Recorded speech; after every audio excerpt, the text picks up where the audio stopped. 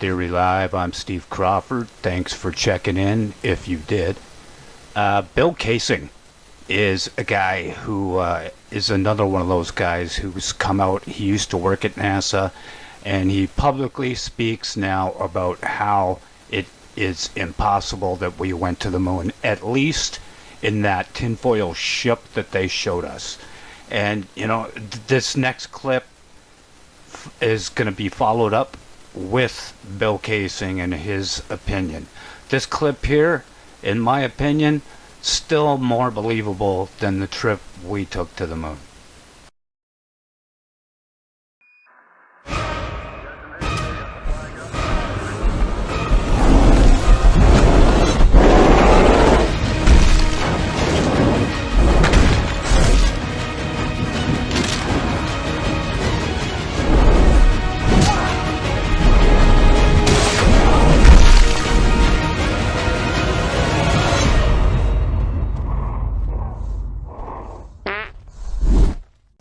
Okay, I'm talking with Bill Casing, and Bill Casing is what you might call a pioneer in this whole issue of getting at truth and reality, and specifically in the area of the Apollo moon missions, what happened and what didn't happen.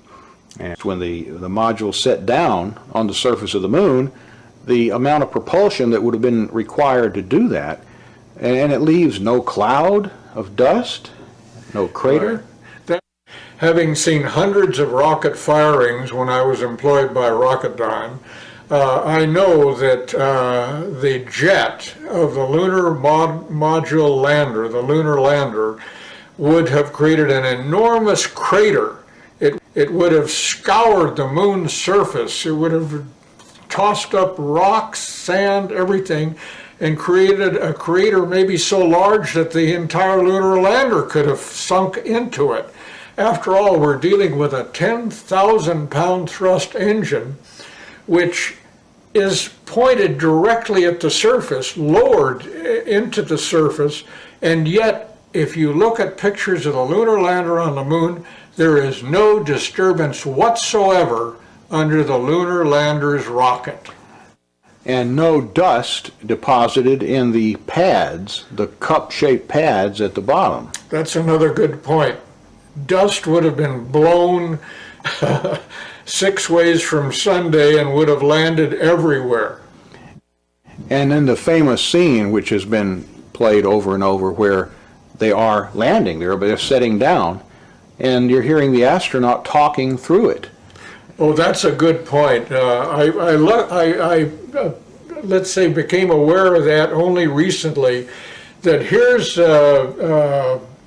Neil Armstrong talking about landing on the moon with a microphone, and yet he is sitting practically on top of a rocket engine that is putting out sound levels of about 140 or 150 decibels.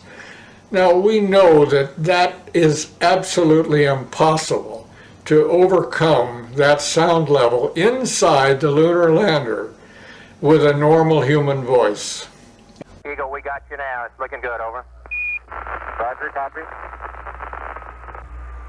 Eagle, Houston, after you're around, angled S-band 30 feet down, 2.5. Picking up some dust. 4 forward, drift into the right a little. Good. Okay. Contact light. Okay, engine stop. We copy you down, Eagle.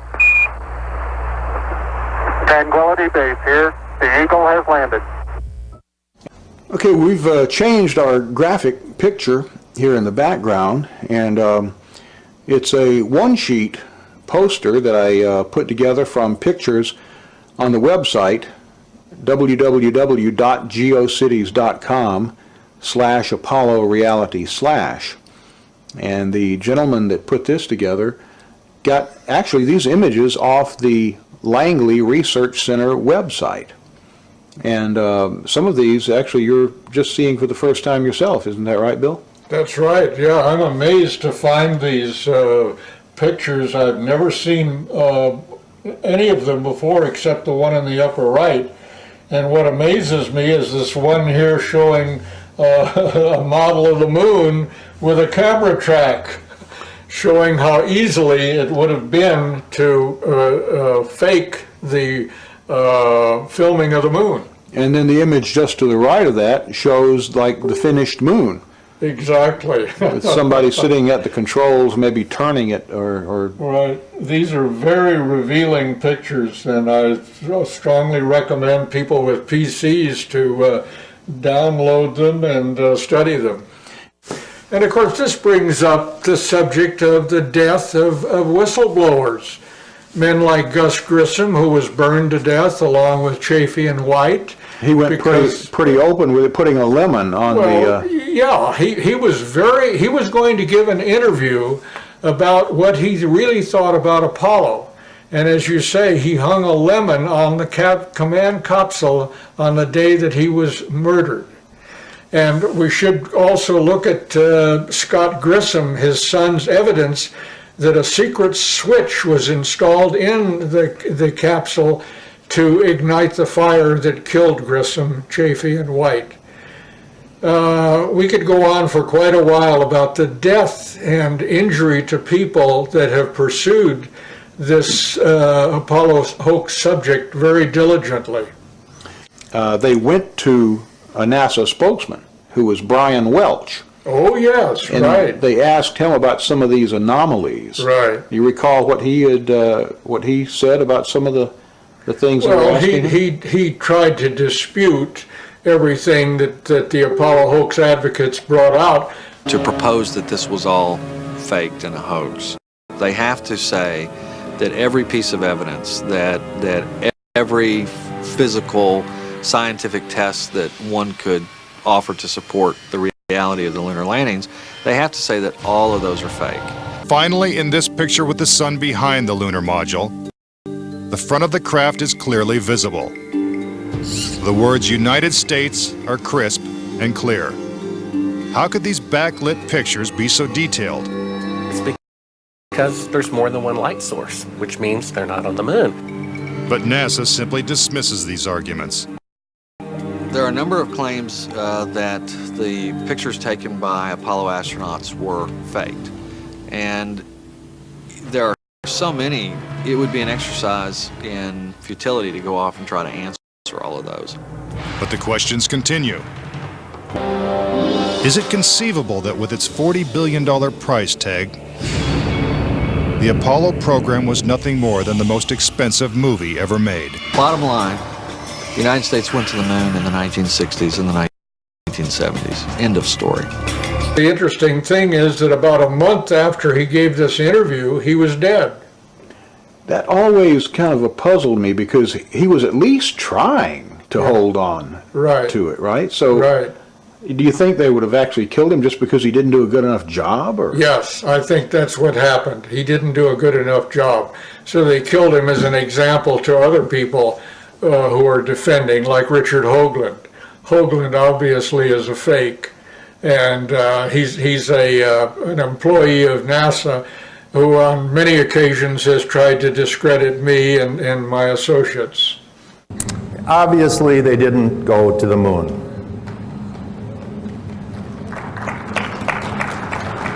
The United States did not go to the moon. The Russians knew it all along. I thought at the time we did, but I've since learned we absolutely did not. And there's no question about it. Someone in NASA had realized that after taking billions of dollars from the American people, if they couldn't make it to the moon, they would fake it to the moon. Obviously, if you're going to somewhere that nobody has been before, you need to have a simulator which recreates that environment as closely as you can. If we come up to this picture here, we see the three scales on which these models were built. We have here the whole moon as one unit.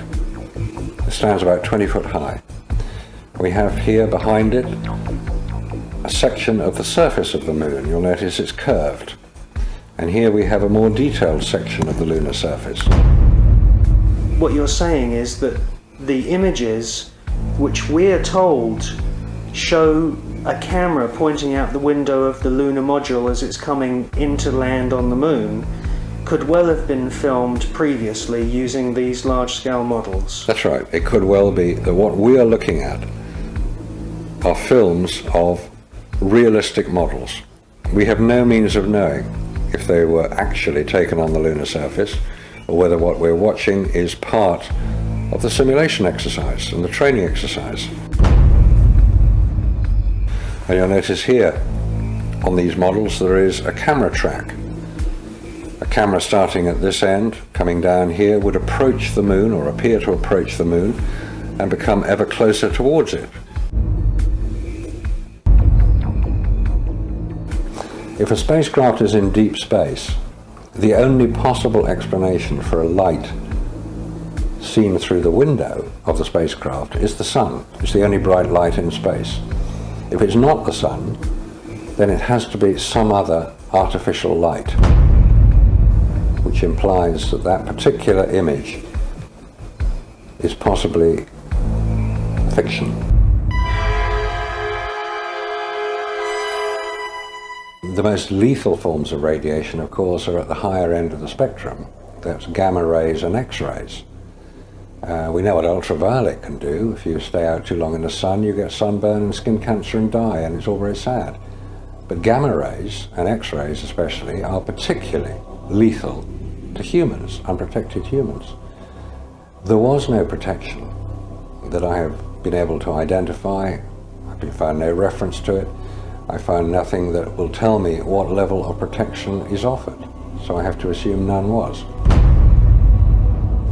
I've contacted the manufacturers of the spacesuits, and they said there was no radiation protection built into the spacesuits, because I asked them if these same spacesuits could be used by technicians to go to Chernobyl or 3 Mile Island, because the nuclear reactors produce the same radiation as produced in space. They said no, not advisable, no protection. Now NASA says that we don't have the technology to go back to the moon because they've lost it. They somehow lost it. Can you believe that? They've also lost all of the video and picture footage and audio. Everything that had to do with the Apollo landing is gone. Just think about that for a second. It's all gone. But we have the technology to do all kinds of things, simple little things they'll let out, like this next one here. There's something called the Invention Suppression Act. So if you come up with a great idea that could save the world money, they can take it from you and keep it. Check out this guy's they're letting him get away with. To take off, I hold the spark in my hand and I press the power button twice. Spark starts looking for a pilot, and now that it recognizes me, it will automatically if they take will off from my allow hand. The release of this technology and take a good look at what this guy can do with it.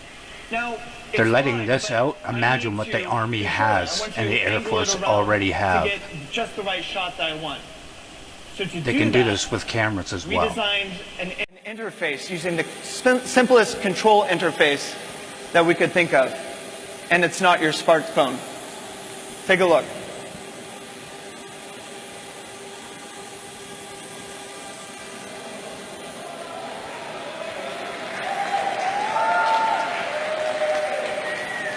Just using my palm, I can move spark left, I can move it right, I can use it up and down, I can push it away from me, and I can pull it towards me.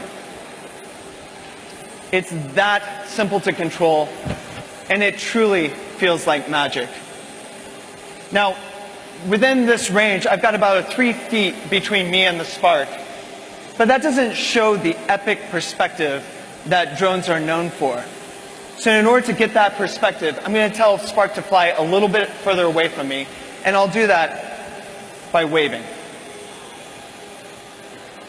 Just like that, Spark flies about 10 feet away from me and keeps me centered in the middle of the shot.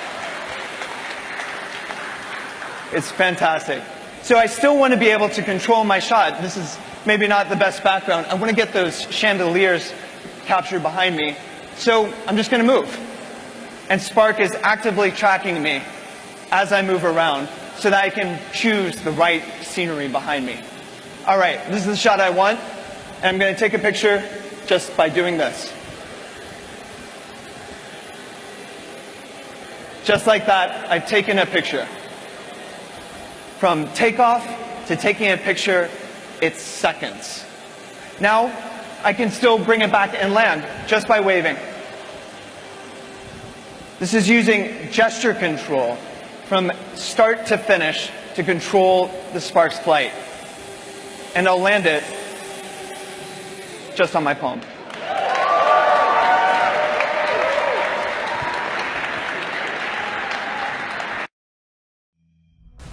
I've had several people ask me to post something about the Anunnaki, so here it is. On July 20th, 1969, the Apollo 11 mission reached its destination. And two men, Neil Armstrong and Buzz Aldrin, actually walked on the moon. They've got the flag up now, and you can see the stars and stripes on the lunar surface. Up now. Beautiful, just beautiful. It was the first time in history that beings left their home and traveled through space to an alien planet. Or was it? Were we really the first creatures in the universe capable of traveling to another world?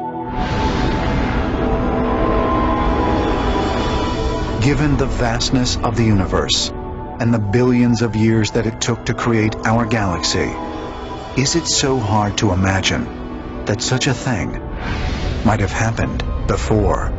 Perhaps thousands of times, and over the course of millions of years. The ancient alien astronaut theory presupposes that thousands and thousands of years ago, even before recorded history, Earth was visited by astronauts from another world.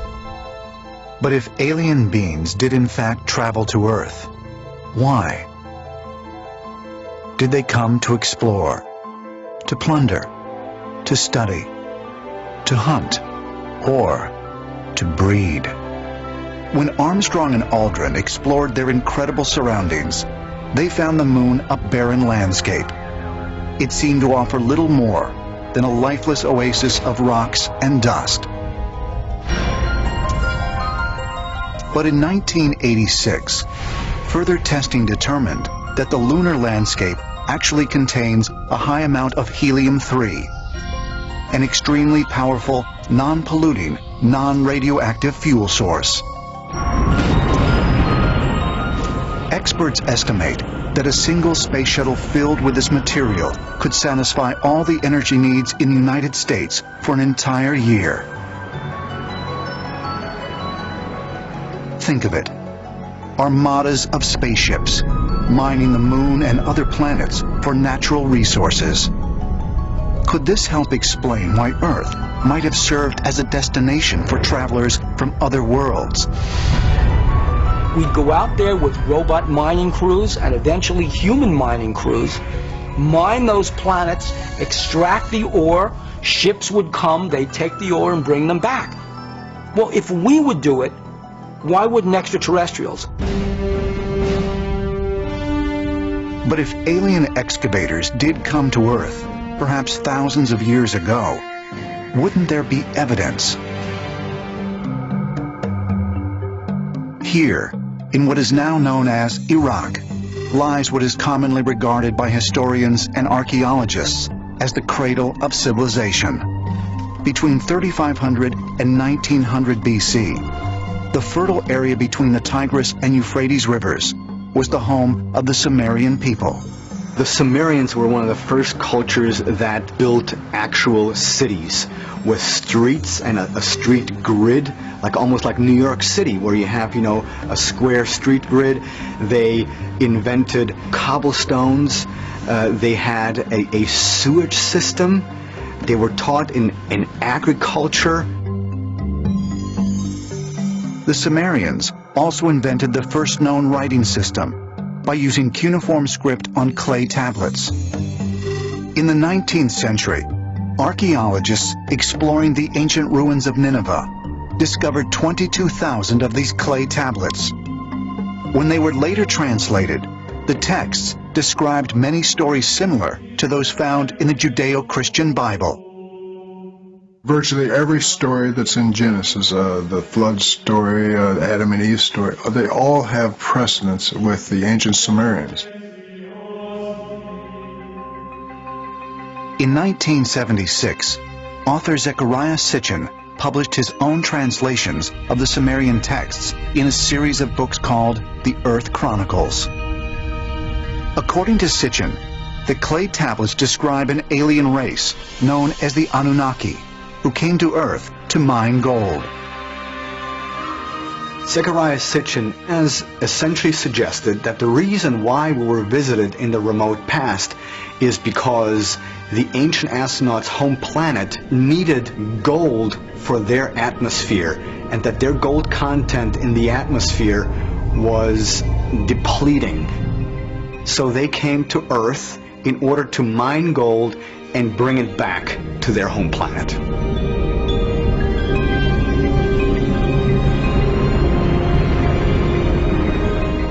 But why gold? What are the unique properties of this precious metal that might make it important and worth traveling through the galaxy for?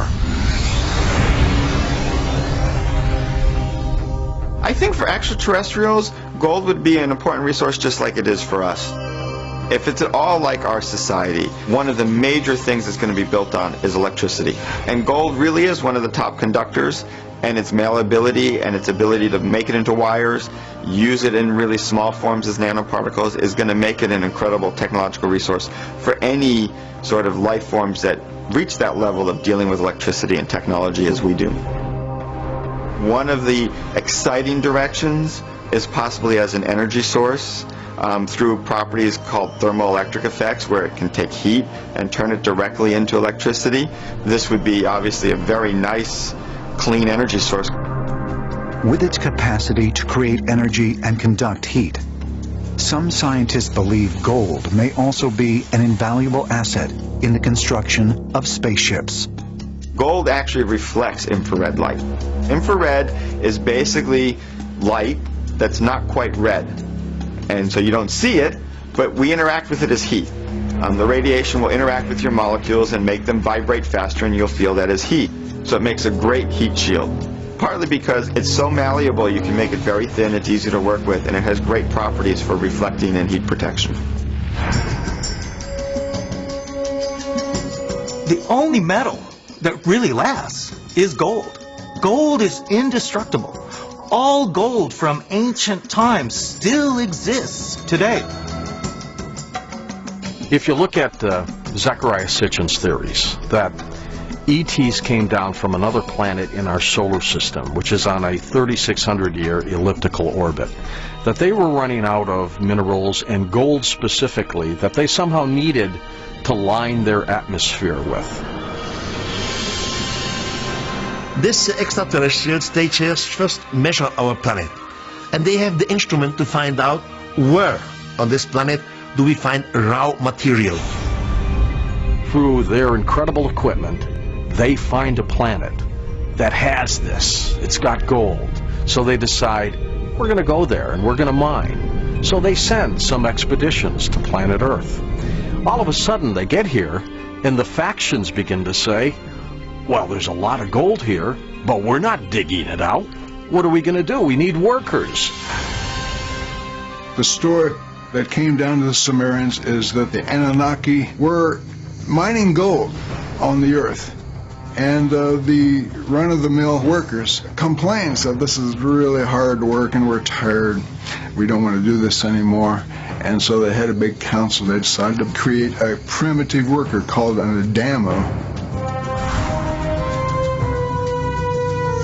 So they look at what is on this planet, and that is Homo erectus, and they say, well, they're not very intelligent, and they're not going to listen to us, so we're going to genetically alter them. The Anunnaki created humans as a slave species. According to Zecharia Sitchin, the Adamu were the first modern humans. They were created by the Anunnaki 450,000 years ago, when they genetically mixed their DNA with that of prehistoric man. They took one cell of one of these ancestors of us. They changed the cell by an artificial mutation, They change the DNA code, what our genetics are doing every day. It's carved in their stone. This is not something made up. This is part of the Sumerian history. They believed that the gods came down and created them, and they were their slave species. They knew that, and they didn't have any philosophical beliefs about the purpose of man or anything. If you believe Sitchin's theory that mankind was created by ETs for slave labor, all of a sudden it makes sense. And then when you look at the biblical terms of what may have happened, Adam and Eve, sure, they may have been two individuals back a long time ago, the beginning of time. But perhaps Adam and Eve were the first of the genetically created human beings. Closer comparisons between the Hebrew Bible and the Sumerian texts reveal many similarities, not only in their stories, but also in their language. Adam is Hebrew for man. Adamu is what the Sumerians refer to as first man, the Anunnaki slaves. But do the Sumerian tablets actually describe an alien race? A race that conducted mining operations on a global scale.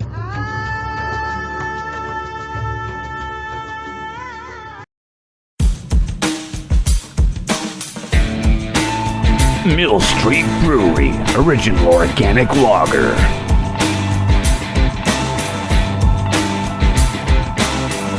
The truly yummy beer that cures cancer.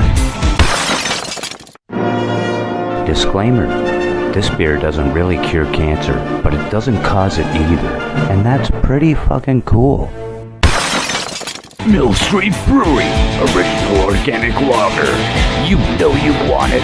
And if your local beer and liquor outlets don't carry it, burn them down. Disclaimer, although we love this guy's enthusiasm, we suggest asking them politely to call us here at the brewery, and we can happily oblige any order they may place with us. Mill Street Organic. Why aren't you drinking wine?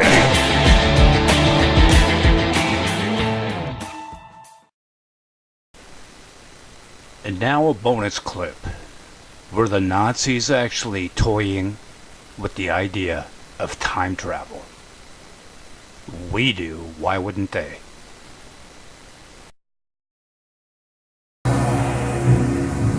From the onset, the Nazi Party were obsessed with the world of the occult. They scoured the globe in search of the weapons that would enable them to conquer the world and build their 1,000-year Reich. They turned the planet inside out, looking for something ancient, something the Nazi elite called the most powerful weapon. A weapon that would instill such awe that it would cause the entire world to surrender overnight.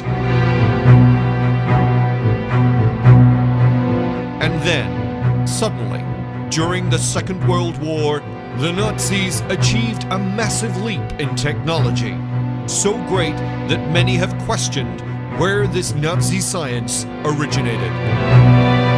Nobody in the world had technology like Nazi Germany.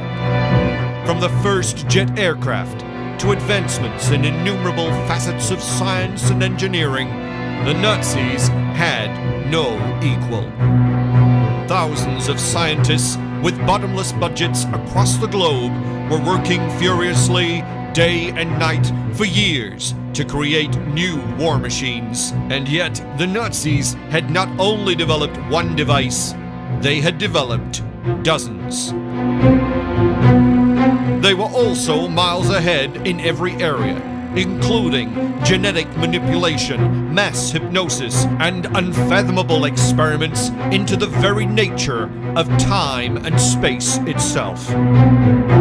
Legends of the strange and powerful force known as Vril abounded, and soon there were reports of amazing flying machines that could outmaneuver and outgun anything in the world. orbs of light that could cause a mechanical drive to malfunction, even fall out of the sky. Shortly thereafter, the Nazis unleashed the world's first unmanned rocket drones, which fell upon Great Britain in such force that it devastated a world power. During this period, hundreds of pilots across the world witnessed what is the most prolific series of UFO encounters ever recorded. Hitler knew well what was in store for the world, and that knowledge carried his unwavering conviction that the Nazis would achieve victory. He promised his people a series of weapons so advanced, so powerful, that it would enable the Nazi prophecy of world domination to come true well into the next millennia.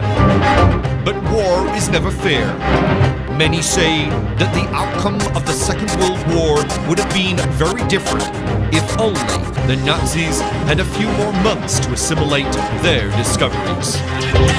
When the war was finally over, the United States brought over more than 1,000 German scientists, technicians, and engineers under the highly classified Operation Paperclip. Among them was rocket scientist Wernher von Braun, who, with other former Nazis, provided information and technological advancements that would propel the U.S. space program on a fast track to the moon. But where did the Nazis get this knowledge? Von Braun said more than once, "We had help."